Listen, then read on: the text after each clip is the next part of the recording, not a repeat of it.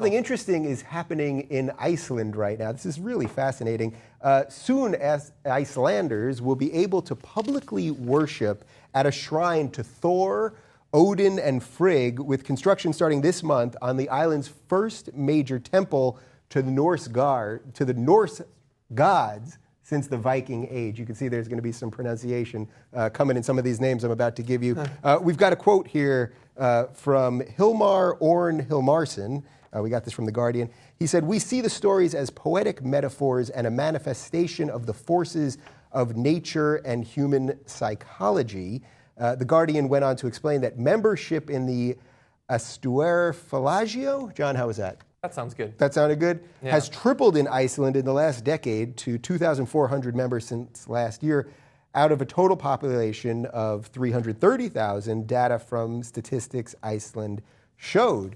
So this is sort of interesting because we think of this stuff as, I guess, just sort of along the lines of like Greek mythology, right? And people are starting to pray to Thor and Odin. I saw the movies. I like the movies. I saw Avengers. I like Thor. That You know what I probably mean? actually boosts attendance quite a bit. No, I mean, see it. what do they It's a say good that guy. don't they say right now that the third largest religion in England is Jediism or something like that? I mean, really, when people put Jediism on the census, so Let's people have some like balance, this kind of people. stuff. Go for the Sith. Come on. Does Thor give kids bone cancer too? Because He's not that kind of guy.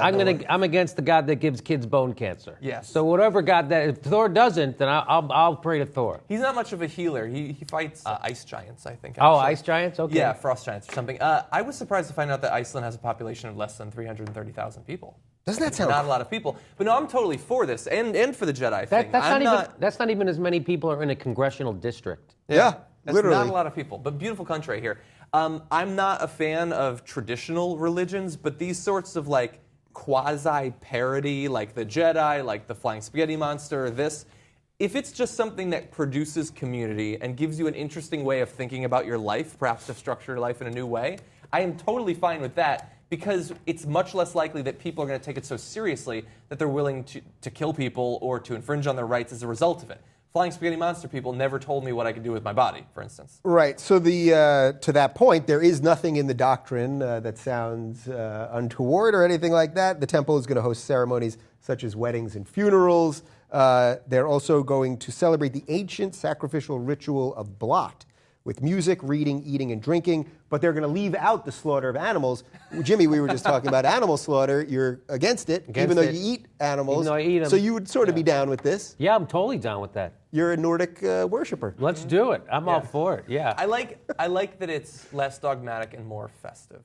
Those Thor followers, they enjoy getting hammered. That's an Avengers joke for you. See what he did there? I got it. But no, like I said, if there was a Jedi church here, I would actually probably join some sort of Jedi church. Yeah, Thor maybe. Yeah, well, the Jedi had a temple. It was then burned, obviously, on Coruscant. I don't have to tell you the whole story. When the Empire turned the clones on the... Yeah. When I think of all the younglings. Yeah, it was a slaughter. It was a real slaughter. I don't know how much of it is sort of parody. I mean, people will get involved in this thing to sort of reconnect with their, I guess, the history of their country more than a belief in the spiritual nature of it. But overall, I think that this is much more positive, and it's sort of an interesting, maybe inevitable outgrowth of the fact that religion, especially in the EU countries and those countries in that region, religion had been going down for a long time. You have a period of intense secularism, and then you have sort of a desire for something, which might lead to an interest in science or philosophy, or perhaps bringing back these old religions. I think we stop looking outward for our gods and we look inward, right? Because that's where the real knowledge is. That's where the real religion, it comes from the collective unconscious, according to Jung, that we all share, that already knows what's going to happen. You know, we all have, when you have dreams and you have these symbols that come in your dreams, those aren't coming from you. Those are universal. So Jung found that out, that you can have a dream. He would have dreams where he had these symbols, and then he found out those are the same symbols that showed up in Eastern philosophies and showed up in some island philosophies, showed up in Africa. He's like, well, how could they all, then it's not coming from my own head. So that's why I encourage people to stop looking outward, go inward. That's the true journey. But Jimmy, Thor had a giant hammer. and that's just cool.